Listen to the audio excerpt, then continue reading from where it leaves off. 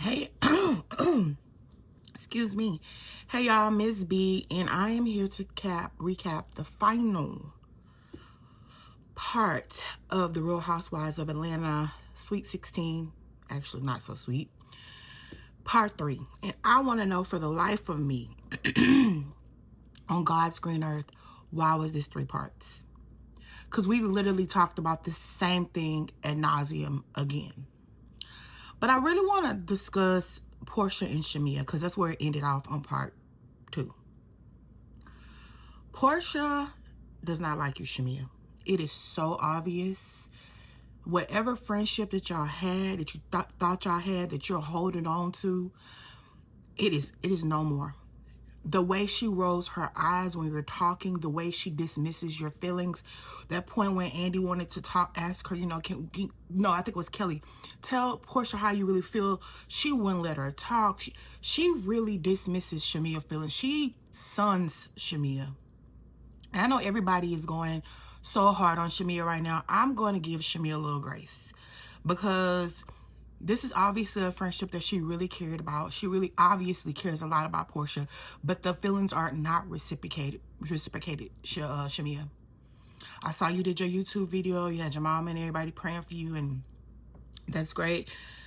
I don't feel like Shamia, I don't know, like, she couldn't find her footing. And the way Porsha was just, and dismissing you, that would have pissed me off. And we would have had, like, okay, gloves off, we ain't friends no more. What's popping? What's tea? I would have got Porsha all the way together. And she's sitting there with her legs crossed because, I've been on here the longest. Girl, we don't care about that. Porsha used to be my favorite. This season has revealed the true you, along with your ex-husband on everybody's podcast and stuff, doing interviews, has revealed the true you. You were my favorite. And I do not like you anymore, Porsha. And I'm going to give Shamia some grace. Also, this daycare situation with these mamas, that cannot be the reason why Porsha said you were so egregious. Now, granted, okay, so Shamia's mom bought Porsha's mom's daycare as it was going out of business, and she found out as they drove by. Shamia's in the background saying they weren't talking for years. Yes, that's messed up. But I feel like this mother situation, this mother's daycare situation is not the root cause of them falling out. And you can see on all the other ladies' faces, everybody's like, move on, get away from it. Don't stop. Let's move on. Let's leave the mothers out of it. Because when Andy asks a question like what happened, and when Porsha started explaining under Kelly's breath, you can see her say, oh God, like, it's something much deeper there, and we will all know. We hopefully will know, but I don't think we'll ever know what that mother situation is. And I think a lot of their issues with each other stems from those 2 mothers not being friends anymore. Now, they continued a friendship, which is fine, after their mothers had a falling out because it had nothing to do with them. I think Shamia even said that. But this daycare, purchasing of the daycare, if the daycare was going for, okay, so to me it would be really effed up if Shamia's mom and Miss Diane were friends, and Shamia's mom knew that Miss Diane was having financial hardships and was able to help her as a friend. If they were not friends and they weren't talking anymore, and she saw a building and she's in the daycare business, why couldn't she purchase it? Why could she? I mean, it was going in foreclosure. Somebody was going to get it. So why could she not purchase it? These are contexts that we're missing, that we never get to. And Shamia and Andy even had to be therapists for a minute. When something is bothering you, and I know you like to say, oh, I just push it under the rug and I don't want to talk. Girl, when something is bothering you, say it right then and there. I am that person. When you do something to me that upsets me, I'm going to tell you right then and there, like why it's happening. Like I don't like it. I would not be holding on to stuff. But that's okay if that's the way you handle and you process your feelings. But You can't go on life holding on to this stuff. Obviously the stuff that they did back in 2016, 17, the lie, you know, and then Porsha saying, you kiss Candy, I kiss Candy. It still bothered her. It still hurt her. And Shamia, I want you to stop crying. I want you to put your head up, stick your chest out, and come at Porsha. Because she sure came for you. The door is closed with that friendship. And Shamia, I want more for you. Like Drew said last week, I want you to find your footing. I hope you return next season. And I hope you have a much better season. Everybody has, you know, a rough, I guess, reunion or whatever, their first go around, but I really want more for you. Kelly, I'm just gonna go all off of order because this reunion, this part 3 was really for nothing. Kelly, I have a feeling that Porsha gonna come after you next season. With you defending Shamia and you questioning her and you kind of being her mouthpiece now. Like, so now I guess you her lapdog, whatever. I don't like that lapdog comment. I said that in my last videos when Drew was calling Shamia that. I don't like that. Don't call anybody a dog or animal. That woman is a grown woman. She's a human being. But I have a feeling that next season, Kelly, Porsha gonna be coming for your neck. And I want to know, sidebar, I want to know that Drew neck hurt after that reunion, because the way she had to bend the whole time, I'm like, God dang, are they gonna pay for a massage, a chiropractor or something? She was like this the whole time, like the whole however many hours it took to film this. I was like, dang, they did Drew wrong. And also, Andy, I see your bias, because you cannot tell me that Porsha wanted Shamia to be on this show. She feel like this is her thing. She want her to be a friend of. Andy, I don't believe you when you said, oh yeah, when Porsha looked at you, didn't I want her to have a peach? And he's, yes, I don't believe it. I don't believe it. A lot of times when Shamia would try to get her thoughts out or articulate herself, Porsha would overtalk her. Andy would move on. You could just clearly see the biases there. And now we finally, at the end, I forgot all about Drew in her package. They made everybody's package and put Drew's package at the end, which basically, you know, I've been like, girl, how long is divorce gonna last? You've been divorcing this man in the basement, under the stairs, for the whole time we known you to be on here. But apparently she dating black. She passed out some hookahs. And she was saying, you know, her mom, recognizing that something was going on with the children, she now has the children in therapy, which I think is a very good thing. I completely forgot Phaedra and her helmet was there. She brought absolutely nothing to this reunion. And everybody could say, oh my gosh, she was only there for 10 days, whatever. She had a lot of smoke in those confessionals though. And Charles gonna clear the room. But anyway, after that, the men come out. I'm just gonna go there. The men come out. Charles clears the room. You don't know me. Shamia, you don't know me. But I was in the room with you. You don't mean you know me. Phaedra, you dated, you don't know me.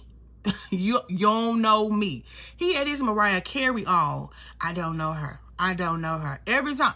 Well, remember I was in, you still don't know me. He's like, why everybody worry about me? What y'all husbands at? Shamia also said this to you in a couple videos ago. Gerald not showing up to the reunion, not a good look. And I said specifically, I hope you don't say he was at home babysitting. Because Andy had to even ask you, well, I mean, you couldn't get a babysitter? I mean, he was invited. You know, this is not his thing. Gerald was on FaceTime the whole season. We got Gerald one time on camera, and that was the first episode. Yeah, that was not a good look. But yeah, Charles was like, why y'all, what y'all husbands at? I don't know who married. I don't know y'all. I don't know nothing about y'all.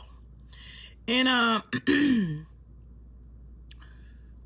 don't understand why Angela brought up that Wendy. Well, we understood the Wendy Williams thing of it all. You know, they explained up the baby and da-da-da-da. But Angela, why did you bring up that story about the Wendy Williams inviting Charles over for wine? Like, girl, you volunteered some tea that we didn't even ask for. So what you trying to say? Wendy Williams trying to get your man? Well, and then he says, I would have went over there, but she had cats, and I'm allergic to cats. So you would have went on a date with her. I'm like, Angela, why are you volunteering this information, girl? Sometimes you just be coming out of left field. It's like Porsha said a couple episodes ago, girl, you just be volunteering your business. We didn't even need to know that. All he needed to know was he don't know none of y'all heifers. He explained the Wendy Williams thing. He dated Sheree, but he still don't know Phaedra. He don't know you. They even put a picture up there. I don't care. I don't know you. Who is you? I don't know you. So after that, the men really go around the Mary Bush. I cannot stand Ralph. I don't want to talk about Ralph. I don't care about Ralph. I don't understand like why they're giving Ralph a congratulations for doing something he's supposed to do. He's supposed to take care of his children. Hello. You have him. I know it's a lot of sorry men out here that don't take care of their children, but I mean, you don't get a kudos for doing something you're supposed to do. And then we finally get to the dentist. This is a repeat of the same stuff. Dennis never told Porsha about working with Drew. He lied. Is that a surprise? Is that shocking news? 9 at 5? No. We already kind of figured that he tiptoed every time Drew asked him on camera, hey, is Porsha good with this? Dennis lied. Surprise? No, not surprised. And then he talks about how he dated Britt years ago, way before he knew Porsha. And then whatever he was talking about with Kelly, I wanted to know, like, what else did Kelly not say? And she wanted to know too, and I want to know too. But we'll never know. Something else we'll never know. Also, I want to talk about Kenya did a YouTube over the week. Everybody did YouTubes over the videos over the weekend. I mean, is everybody down to the YouTube? God dang. Y'all have a whole show. Give us YouTubers like our space. Anyway, and Kenya let us know that she will now be returning to season 17 of The Housewives, which they will start filming in a couple of weeks. She also lets us know potentially the two ladies that they're interviewing is one K Michelle. Allegedly, they're saying that. And the slutty vegan lady. I forgot her name. Which is kind of funny. I'm like, so they have two restaurant owners on here? I saw over the weekend too, Kelly opened up her Sandy Springs location of Nana's Chicken and Waffles, which is good to see. Looks nice. But Ken let us know that no, she will not be returning to season 17 of The Real Housewives of Atlanta. And she also let us know Cynthia needs to stop playing crazy. She know why she don't talk to her no more. Had nothing to do with what she said on film. It had something to do that Cynthia repeated something that she had only told her. And that's why she is not talking to Cynthia. And honestly, that was most of the reunion. Basically, I don't know why do we needed 3 parts. I don't know, but I want Shamia. I want better for Shamia. I'm not finna drag Shamia. I'm not finna do nothing. But I do dislike Porsha now. I see how you move. I gave you a little grace with that, taking the lady husband, because apparently they were already having issues. But he confirmed straight from the A. Michelle Brown trying with her interview that, yeah, you slid in his DM saying, I'm praying for you. And he asked where you was at. And you were with Shamia at I think he said the St. Regis. So yeah, you girl, you knew what you was doing. And for you not to say that though, how you was gonna let Shamia hang out to dry when this man said you slid in his DMs, he asked you where you was at. And he said also on the first date that it was like a double date. So Shamia did not introduce you. Y'all introduce yourselves. And then they also talked about years ago, they filmed outside one of his restaurants or whatever. But yeah, y'all introduced y'all. You slid in that man DMs and messed with that lady husband. But that's it, y'all. There was really nothing else to give. I don't understand why this is 3 parts. Seems like all the ladies are coming back. I hope Shamia get her strength up, push your head up, stick your chest out, and really stand up to Porsha. Please, Shamia, don't call her out and not come back next season. Please don't. It's not worth it. Every friendship has a season. Every relationship has a season. It's over. The door is closed. Don't talk to the girl. Don't contact the girl. Whatever. I mean, like, even when she brought up, I was trying to talk to you when Lundy died. You was like, I was grieving. Push, I was grieving. I mean, like, girl, y'all been friends since y'all were little kids, so she knew Lundy as well. So she probably wants to go to a service or something, bring something to the repast, who knows? But the thing of it is, Porsha don't mess with you. She don't like you. Even, I noticed Porsha's face every time Shamia would get ready to open her mouth. like it's like your voice and your presence just annoys the crap out of her. Yeah, Shamia, I want you to stop crying. I saw you crying on your YouTube again. Stop crying. Suck them tears up. Suck it up, Buttercup. You're in the big leagues now. And come back season 17. I hope they invite you back, and I hope you come back and stand on business and be assertive and firm and articulate yourself. And if you still hurt that your friend did what she did, I don't care what Phaedra will say. Well, that was in 2017. Shut up, Phaedra, with you and your helmet. It don't matter. Your best friend sit there and let somebody create a lie about you. Anyway, please like, comment, subscribe. It's been a run. This season it did not give what I thought it was going to give. I mean, it wasn't bad. It wasn't horrible like season 15, but it was okay. It was okay. And to know that they about to still start filming very soon, I mean, these things, these fresh wounds are there. Everybody's gonna remember everything. All things are present. And I hope K. Michelle comes, because her country, she got her country album stuff, and I'm happy she going into that lane. But Kenya was like, yeah, y'all call it Love and Hip Hop and actually bringing somebody from Love and Hip Hop.